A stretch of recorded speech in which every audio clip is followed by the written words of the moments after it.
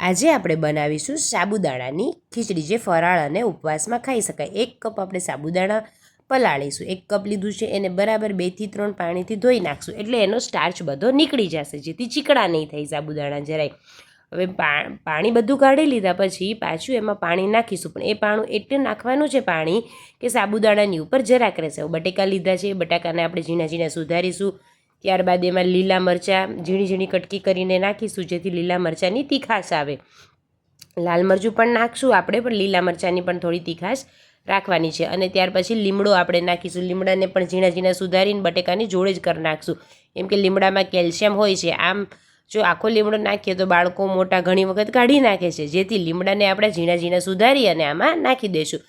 ત્યાર પછી આપણે તેલ મૂકીશું, 2 ચમચી તેલ મૂકીશું। બહુ તેલ નહીં નાખવાનું છે, તો એકદમ તેલવાળી ખીચડી થઈ છે। હું એમાં 2 ટેબલ સ્પૂન તેલ નાખીશ। હવે તેલ ગરમ થઈ જાય ત્યાર પછી એમાં આપણે નાખીશું જીરું। ફરાળી છે એટલે હિંગ આપણે એમાં નાખવાની નથી, ખાલી જીરું જ નાખવાનું છે। અને ત્યાર પછી એમાં નાખવાનું છે બટેકા, લીલા મરચાં અને જે લીમડો આપણે સુધારેલો હતો એ નાખીશું।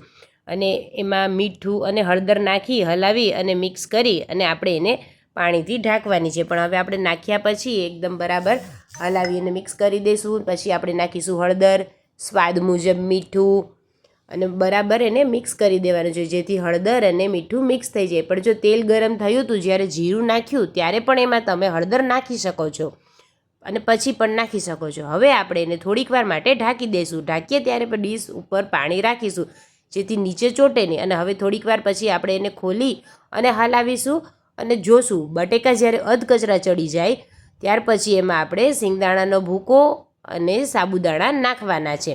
હવે તમે જુઓ કે અડધા બટેકા ચડી ગયા છે આપણા। અડધા બટેકા ચડી જાય ત્યાર પછી આપણે એમાં બધો મસાલો હવે કરવાનો છે। બધા મસાલામાં આપણે જુઓ તમે બટેકા કચરા ચડી ગયા છે, હા અડધા બટેકા ચડી ગયા હોય તો હવે આપણે લોઢી લઈશું અને લોઢી છે આ લોયાની નીચે આપણે મૂકી દેવાની, એની ઉપર લોયું મૂકીશું। અને ત્યાર પછી હવે બટેકામાં બધો મસાલો નાખીશું। બટેકા એકદમ આપણે આમ સરખા રાખી દેવાના। સરખા બટેકા રાખી દીધા પછી આપણે શિંગદાણાનો ભૂકો કરીશું। ભૂકો એકદમ ભૂકો નહીં લેવાનો, ઝીણો અધકચરો ભૂકો રાખવાનો। અધકચરો ભૂકો 1/4 2 કપ નાખવાના અને બરાબર બટેકાની ઉપર આપણે પાથરી દઈશું।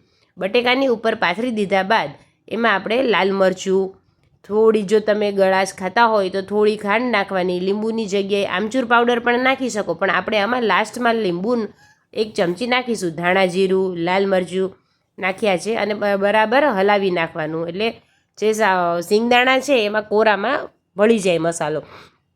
ત્યાર પછી આ આપણા સાબુદાણા જે પલાળ્યા હતા તમે જુઓ બરાબર એકદમ દાણે દાણો છૂટો થઈ ગયો છે। હું તમને ડીશમાં કાઢીને પણ બતાવું છું।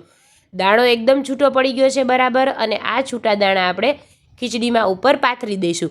ઉપર એને એકદમ પોળા કરી અને આખામાં પાથરી દેવાના છે।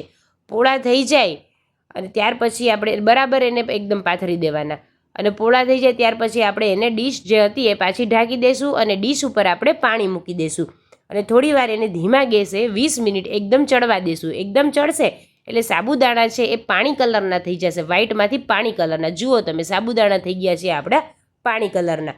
એને તમે હાથમાં લઈ અને એકદમ આમ દબાવી અને જોઈ શકશો, જો દાણો પોચો થઈ ગયો છે અને એકદમ ચડી ગયો છે। હવે આપણે ગેસ કરી દઈશું બંધ ગેસ કરી અને મિક્સ કરવાનું છે। હવે આ બરાબર આપણે એને મિક્સ કરવાનું છે। હવે આપણે બરાબર મિક્સ કરવાનું છે। 1/2 ટેબલ સ્પૂન એમાં લીંબુ નાખીશું। લીંબુનો રસ નાખ્યો છે અને લીંબુનો રસ નાખી અને બરાબર એને હલાવી અને મિક્સ કરી દેવાનું છે। અને ઉપર ચમચો એકદમ આમ હળવા હાથે હલાવશો એટલે સાબુદાણાની ખીચડી છે એ ગરમ ગરમ એકદમ મિક્સ થતી રહેશે। બહુ એને વજનથી કે ભાર દઈને આપણે મિક્સ કરવાની થશે નહીં, તો એકદમ લોંદો થઈ જશે। છૂટી કરવા માટે એકદમ હળવા હાથે આપણે એને મિક્સ કરીશું। હવે આપણે એને ડીશમાં સર્વ કરીશું। જુઓ તમે એકદમ દાણે દાણો આપણો છૂટો છે। અને જો તમે મારી રેસીપી ગમી હોય તમને તો મારી ચેનલને લાઈક અને સબસ્ક્રાઈબ કરજો અને મારી રેસીપી બનાવજો તમે, કે કેવી લાગે છે તમને અને મને જણાવજો તમે।